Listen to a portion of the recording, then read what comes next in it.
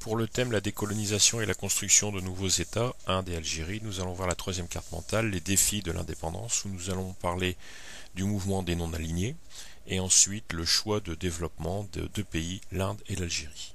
Tout d'abord, le mouvement des non-alignés, le non-alignement. Pour parler du non-alignement, il faut tout d'abord parler de Bandung. Bandung, on se pose quelques questions. Où cela se situe?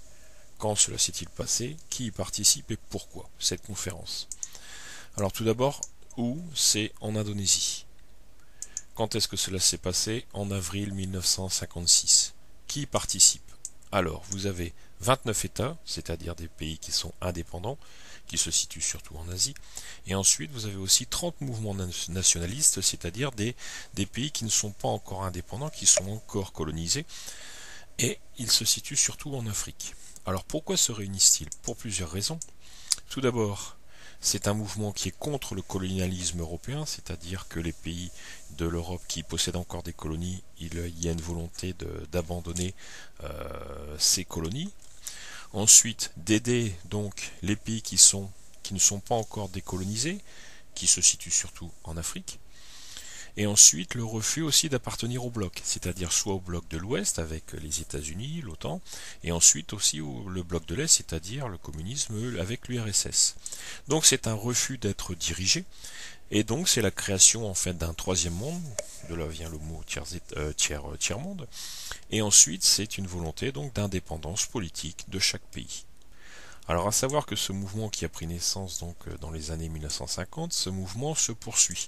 En effet, il y a des conférences qui sont plus ou moins régulières. On va donner deux exemples, par exemple Belgrade en 1961 et Alger en 1973. Et le nombre de pays qui y participent est aujourd'hui de plus de 130 pays ou pays observateurs. Donc voilà ce qu'il faut savoir sur le mouvement des non-alignés. Pour ce qui est du développement, là, nous allons voir en fait l'Inde et l'Algérie, et nous allons voir que les choix ne sont pas du tout les mêmes.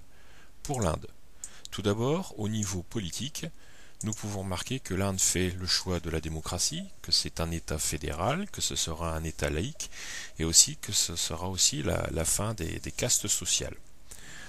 Ensuite, au niveau économique, le projet numéro 1, en fait, c'est le développement de l'agriculture. Alors pourquoi le développement de l'agriculture? Tout simplement parce qu'il y a un problème de famine. Et donc pour régler ce problème de famine, il faut faire une réforme agraire. Cette réforme agraire va s'appeler la révolution verte, c'est-à-dire un développement des engrais, développement des produits chimiques, un développement de l'irrigation, le choix des semences plus performantes, et tout ça pour augmenter la productivité. Ce qui va en fait régler en fait le problème des famines à partir des années 70-80. Mais il y a quand même des freins au développement. En effet, ce pays a de gros problèmes au niveau de la santé, un gros problème démographique, avec une population qui double régulièrement, et ensuite bien sûr un problème de misère, particulièrement de misère de population urbaine par exemple.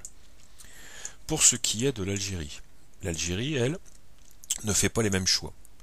Le choix politique, tout d'abord, c'est une démocratie populaire. Mais cette démocratie populaire va tout de suite tomber plus ou moins vers une autocratie, puisqu'il y aura une mainmise du FLN, du Front de Libération Nationale, qui va devenir parti unique, et ensuite ça sera un régime présidentiel. Donc on est loin de la démocratie. Et ensuite, au niveau économique, là aussi les choix ne sont pas du tout les mêmes que l'Inde. En effet, il y a une nationalisation économique, c'est-à-dire un contrôle de l'État des banques, des assurances, du commerce extérieur. L'agriculture, ce sera en fait un système de collectivisation des terres. Et ensuite, il y aura une priorité au niveau de l'industrie, particulièrement de l'industrie lourde, c'est-à-dire les mines, le gaz, le pétrole, l'acier. Alors tout ce système en fait qui se rapproche un peu du socialisme ou du communisme, en fait c'est un système qui va complètement échouer et qui va plonger en fait l'économie algérienne dans de grosses difficultés dès le départ. Donc voilà ce qu'il faut retenir sur les défis de l'indépendance pour l'Inde et l'Algérie.